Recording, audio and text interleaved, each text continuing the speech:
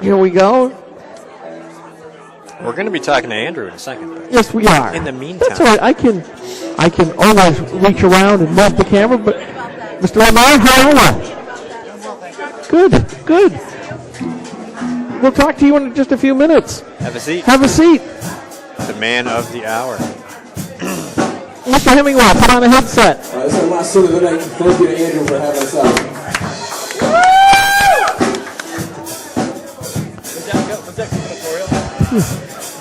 Good to see you. All right. That was Dennis Lamar. The man of the hour, the man of the minute, the man of the second, the man for the ages. That is Andrew Hemingway himself, the whole reason why I dragged myself all the way down from the rock stage to set all this stuff up so I could say, hey, quit going, it's about time. I know. Hey, Andrew. I'm very good. Thank you guys for doing this. This is amazing. So I had a great turnout tonight. I think there's a lot of energy. There's over 200 people I know I counted. That's amazing. Hand counted. Because we have the high crowd here at Salon A at the restaurant. I'm laying down over there, putting myself at physical harm. And everybody underneath me. The preparation is amazing. I'm counted. So hey, we're back. Your glasses could have fallen off your face. Your headset could have tumbled over. I could have gone over. Wow, that would have been the worst thing. Amazing dedication, you guys. That's right. I've been following you for years now.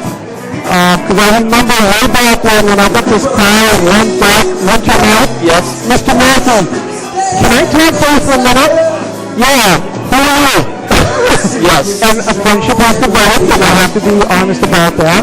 Yes. And there's been a number of times when we thought you were going to run and you pulled back, and a couple other times, but now you finally pulled the trigger, and you're running for governor. Well, I think a lot of politics and running for office is about picking the right time, and that sometimes you don't know if it's the right time until you sort of feel your way on there. That's why they have exploratory committees. That's why we have these things, not just to pretend, but to actually go, look, is this actually a real opportunity? And so after really considering the opportunity here, it was the right time. It's the right time for me and my family, and it's the right time, I think, for the state of New Hampshire. Well, you talked about some of the things that you're going to be doing as the campaign unfolds. Your message, it's a little bit different than everybody else's. But, being techies, and we talked to Roger Johnson a little bit ago.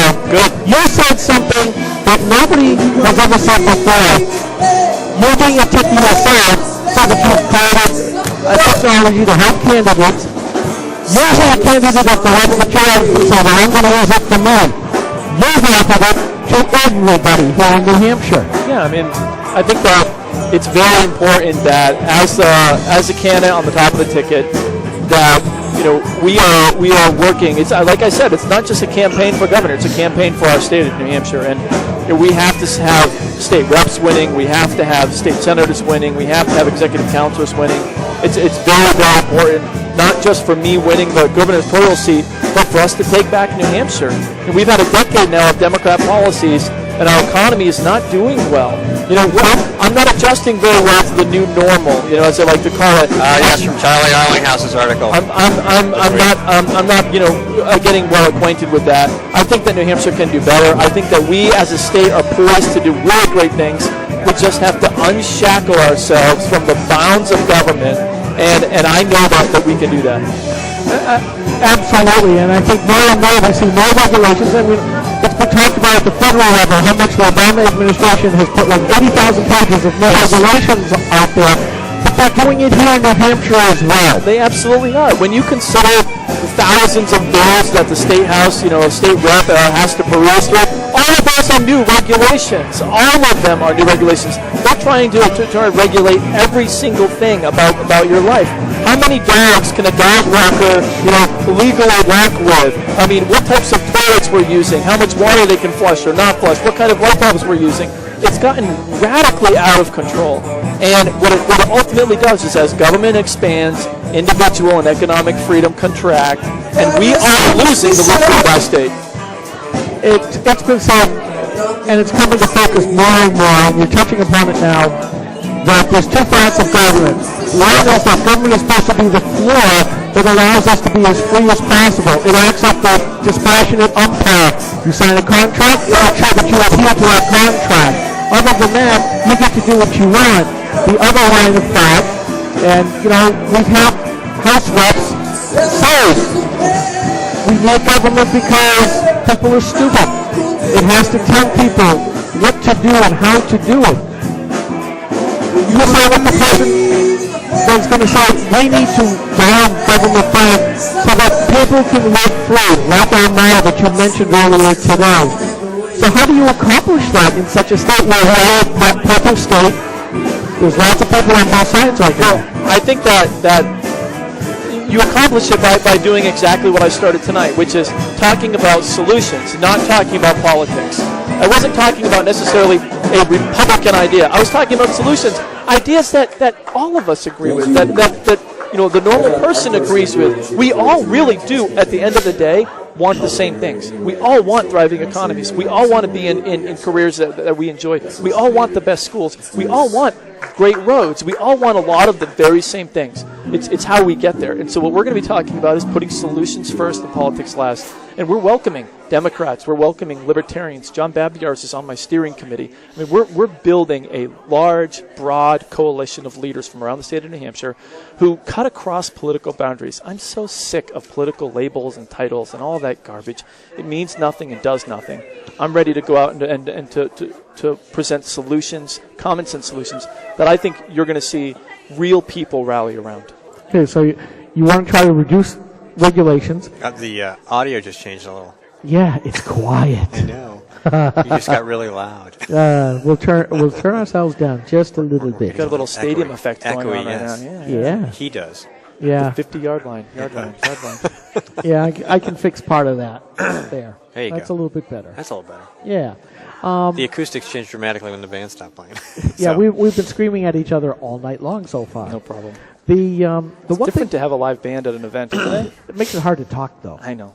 That's still cool. It's a lot of energy, Well, right? It's cool. Oh, there was a lot of It's energy. totally cool. Now, one of the things that you talked about at length was choice in education, the freedom in education, by putting the child first, and then having the different types of education techniques around the child. Yes. Talk to me more about that. Well, there's a philosophy that is right now sort of bubbling to the top in the educational world, which, if as most of us know, especially you in the tech space, understand that there's an enormous amount of disruption occurring around technology and education. It is just an amazing thing that's going on right now.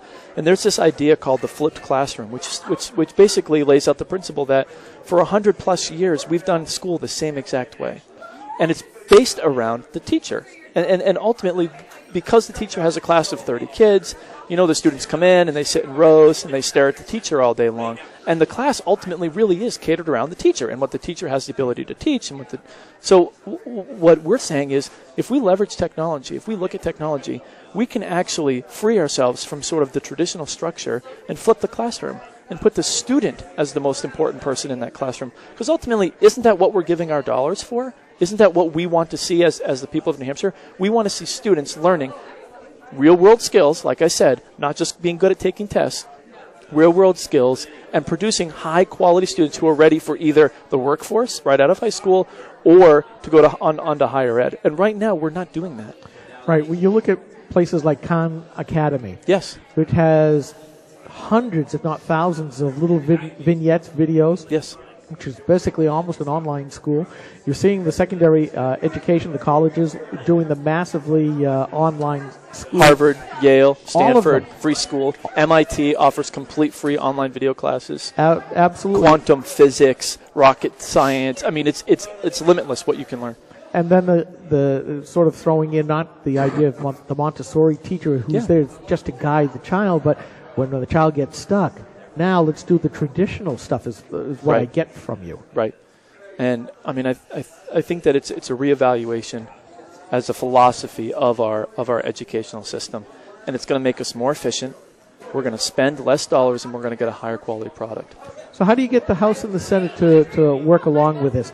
Are you planning on staying in the Oval Office, or are you going to reach out to the House and the Senate and try to work with them as closely as possible? Well, I mean, I think that we're going to try and work, obviously, with them as much as we possibly can, but really this is an executive position, and my number one responsibility as governor is going to be setting the priorities like I stated, laying out some simple things. The legislature is going to have to pick up the ball and either agree or disagree.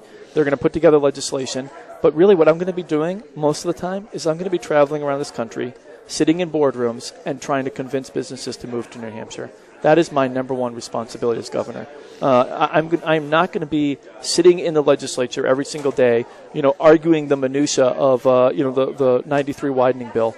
I'm going to be out there trying to move companies to New Hampshire. When you think about where we are right now, how many businesses are located within 5 miles of New Hampshire? You stand in Salem or Nashua, you look across the border, you see industrial parks. Why are these guys so close to New Hampshire? Why did they make that decision? And I think that we can make a compelling case to come over this border to move thousands of jobs into the state of New Hampshire and keep people from driving to Massachusetts all the time, paying their state income tax. You'll be able to change the way the business is done in the Oval Office. How about, will you have to change how the government, the bureaucracy, changes and adapts to this new paradigm of yours? How do you go about doing that? Well, it's going to be it's a tall order. Changing an established bureaucracy for anyone is a very, very tall order. And the reality is that it's going to take a lot of collaboration. It's going to take a lot of buy-in. It's going to take a lot of, sitting down and shaking hands and earning trust and, trying to figure out what's the best thing. But I know from my experience that there's a lot of actually really great people in state government. There's a lot of very, very good people that are present who are actually working very, very hard to try and make our state better.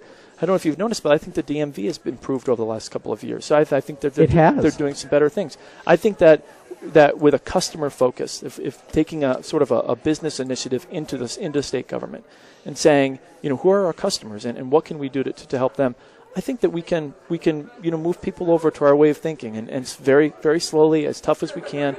It's going to be a challenge, but I think that we can move people in the right direction because, again, at the end of the day, I think we all want the same things. It's how we get there. And so I've got to do the hard work of convincing people that the way that I'm talking about is the right way. Steve. I'm good. You guys are doing great. I'm typing away over here. Good. Well, I know that you've got other people to mingle with, and I want to say thank you for taking a few minutes with us. Of course. Sir? Of course. Or do I actually say Governor Hemingway? Yeah, sir is appropriate. We're always happy to talk with you. Thank you. You have an open invite to Grok Talk anytime you want. I know phone or in person. Phone or in person. Perfect. Or when we see you at events, we'd love to be able to talk with you and find out where you're at. Absolutely. Now, if people want to get a hold of you once again, AndrewHemingway.com. And if they want to donate via the text feature. Yeah, which I haven't done yet. They can go to AndrewHemingway.com and donate. We will post that number on the website. Excellent. I sent it to Skip so he can do it. Yeah, but then I was so busy I didn't get to it. I have a dumb phone, so I have to go to the website. I don't have a choice. So Cool. we will do that. So Awesome. Andrew Hemingway, we wish you lots of luck. Thank you. And I will tell you right now that we are endorsing you for the Republican nomination Thank you. for governor here in this grand Live for Your Die state of New Hampshire. Thank you very much. I'm honored to have that. Your Thank first blog endorsement. It's amazing. Thank you, guys. Appreciate it. Andrew, we'll see you. Thank you, guys. All right. Take care, sir.